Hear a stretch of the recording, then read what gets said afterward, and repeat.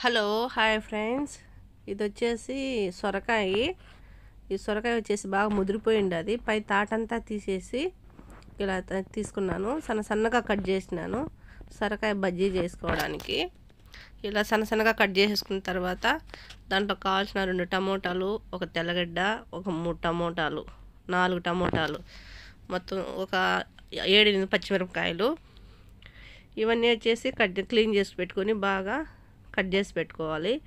ఇప్పుడు స్టవ్ వెలిగించి స్టవ్ మీద దబరా పెట్టేసేసి మనం ఆయిల్ వేసి ఆయిల్ వేడెక్కుతానే కొంచెం జీలకర్ర, తిరబాత గింజలు, సోపు వేసి తిరబాత పెట్టుకోవాలి. నా ఛానల్ ఎవరైనా ఫస్ట్ టైం చూస్తున్న వాళ్ళు లైక్ చేయండి అని షేర్ చేయండి, సబ్స్క్రైబ్ చేయండి ఫ్రెండ్స్. ఇప్పుడు ఇవి వచ్చేసి ఏగిపోయినాయి.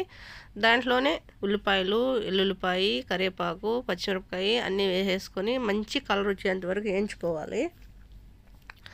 ఇది చాలా బాగుంటుంది. దీన్ని మేము బజ్జీ అంటాము, పులగూర అంటాము. ఎవరి పక్క మా పక్క అయితే ఇది బజ్జీ పులగూర అంటాము. చాలా టేస్ట్గా ఉంది ఫ్రెండ్స్. నేను చేశాననేది కాదు, చాలా బాగుంది. ఒకసారి ట్రై చేసి చూడండి. తెలియని వాళ్ళు ఉంటే తెలుసుకుంటారని పెట్టాను. ఒక్కొక్క ఏరియాలో ఒక్కొక్క రకంగా చేసుకుంటారు కదా వంటలు కూడాను. రాయలసీమ స్టైల్లో నుంచి తెలంగాణ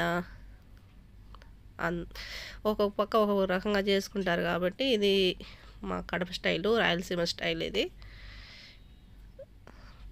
ఇది వచ్చేసి ఇవన్నీ వేగిపోయినాక టమోటాలు కూడా వేసేసాను. ఉల్లిపాయ ముక్కలన్నీ వేగిపోయినాక టమోటాలు వేసుకొని మనం కట్ చేసి పెట్టుకున్న సొరకాయ ముక్కలు కూడా వేసేసినాను. దాంట్లోనే కొద్దిగా పసుపు, ఉప్పు వేసేసి నీళ్లు పోయకుండా బాగా మూత పెట్టేసేయాలి. బాగా కలుపుకొని మూత పెట్టేసేయాలి. ఇలా కలిపేసినాక అన్నీ కలిసేలాగా మూత పెట్టేయాలి. ఒక 10 నిమిషాల తర్వాత చూస్తే ఇలా సగం కుక్ అయిపోయింది. ఇప్పుడు కొద్దిగా నీళ్ళు అనేది పోసేసి ఇంకా కాసేపు ఉడకనియాలి. 10 నిమిషాల తర్వాత ఉడకాలి. బాగా కలుపుకొని ఉప్పు కారం సరిపోయినలా చూసుకొని మూత పెట్టేసినామంటే ఒక 10 నిమిషాల తర్వాత అయిపోతుంది. ఓకే, ఇప్పుడు అయిపోయింది. సొరకాయ పులగూర అనేది కూడా అయిపోయింది. కొద్దిగా చింతపండు అనేది వేసాను. ఫస్ట్లోనే వేసినామంటే చింతపండు సొరకాయ అనేది ఉడకదండి.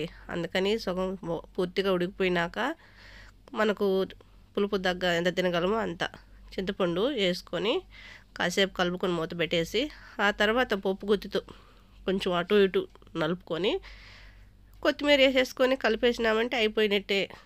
చాలా బాగుంటుంది. అన్నం లేకైనా, చపాతీ లేకైనా, సంగట్లేకైనా.